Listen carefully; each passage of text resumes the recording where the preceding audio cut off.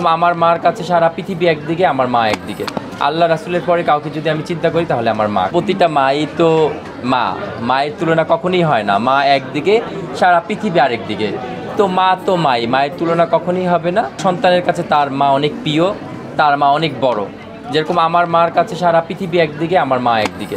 আল্লাহ রাসূলের পরে কাউকে যদি আমি চিন্তা করি তাহলে আমার মা। আল্লাহ রাসূলের পরে কাউকে যদি আমি কোনো জায়গায় বসে, সেটা হচ্ছে আমার মা। আম্মু সবাই তো কাটে, এখন আমল করে অনেক, এখন বয়স হয়ে গিয়েছে, আমল করে। পাশাপাশি মাঝে মধ্যে ওনার যখন আগের সেই মুভিগুলো আছে ওগুলো উনি দেখে, ওগুলা নিয়ে রিচার্জ করে, এটা মাঝে মধ্যে দেখে। কিন্তু ম্যাক্সিমাম সময় উনি আমলের মধ্যে এখন থাকে, নামাজ কালামের মধ্যেই থাকে। মাঝে মধ্যে মিস করে ওইটা, কিন্তু তার ওই যে দেখা গিয়েছে তার তো এর আগে ব্রেন স্ট্রোক হয়েছিল, তারপর থেকে সে আর কি ওই জিনিসগুলো অতভাবে মনে করতে পারে না। কিন্তু সে এখন বেশিরভাগ যেটা করতে সেটা হচ্ছে যে মানে আমলের মধ্যেই বেশি এখন একটা এইজ হয়ে গেছে, তো এখন তো আসলে সবারই তো একটা আখেরাতের ভয় থাকে। তো ওইটার জন্য চেষ্টা করছে যে আল্লাহ সুবহানাহু তাআলা যেন তাকে তার প্রিয় বান্ধী হিসাবে কবুল করে, এবং সে যেন আরও অনেক বেশি আমল করতে পারে, এবং সে যেন হজ করতে পারে। এটা বারবার আপনারা হয়তো বা দেখেছেন, আমার আম্মু একটা চ্যানেলে বলেছিল যে হজের ব্যাপারটা কিন্তু প্রচুর ভাইরাল হয়েছে আমার সাথে, যে সে আবার হজ করতে চায়, সে আল্লাহর ঘরে যেতে চায়।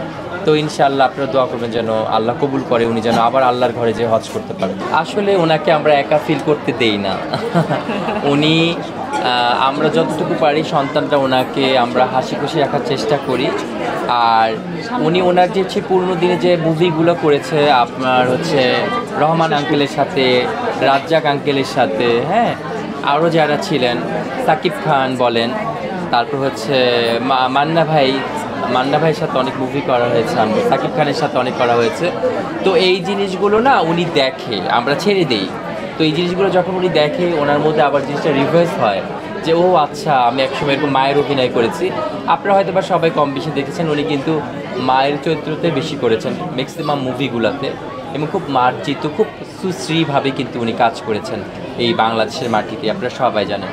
তো সেক্ষেত্রে আমি বলবো যে ওনার জন্য আপনারা অনেক বেশি দোয়া করবেন, এবং আপনাদের ভালোবাসাই কিন্তু আমার মা বেঁচে আছে। না, আমি আসলে অভিনেতা হতে চাই না। অনেক সবাই জানে যে আমি হচ্ছে ইন্টেরিয়ার ডিজাইনার, রুমি ইন্টেরিয়ার হাউসের অনার আমি। আমার একটা রুমি ইন্টেরিয়ার হাউস ব্র্যান্ড আছে, ওইটার অনার আমি। আর ফ্যাশন নিয়েও পাশাপাশি কাজ করছি।